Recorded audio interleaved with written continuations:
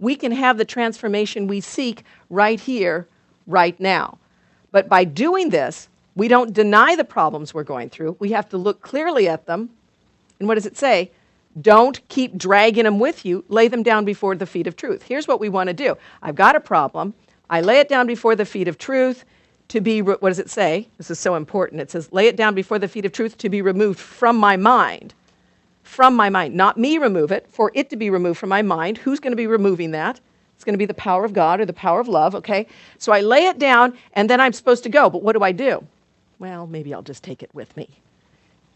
Stick it back in my pocket, because I'm not quite sure God's going to know how to handle this in the way that I need it to be handled.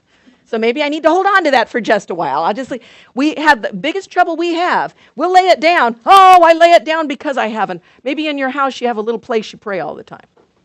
Maybe you have a little corner. Maybe some music you turn on. Maybe you have a candle you light. Maybe, have your little altar. Some people do, and that's great.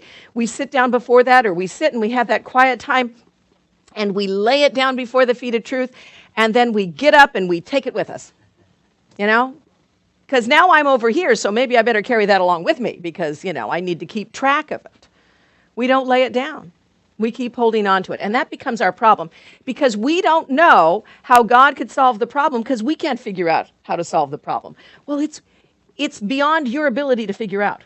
That's the other thing we have to recognize. We have to become humble in the fact that it is beyond our ability to figure it out, but it is not beyond the ability of the omniscient, omniscient, the all-powerful, the omnipresent, it is not beyond his ability. Why? Because he wants you to be released right now. This is your holy instant of release. Let's go.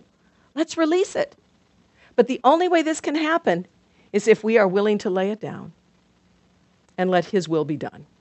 It says, but if you can let it go, you return to heaven. The Son of God, therefore, this day can lay down his dreams.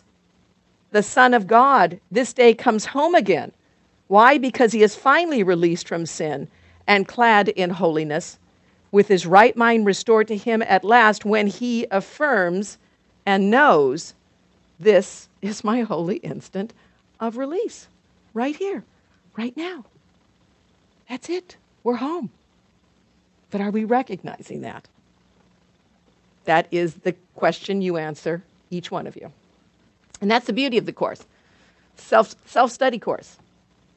There's no judgment on you if you're going to take a long time before you say, this is my holy instant of release, and stop dragging the past with you, or stop dragging your problems with you. It's up to you when you will do this. There was no one judging you. There was no one saying you have to go this narrow path.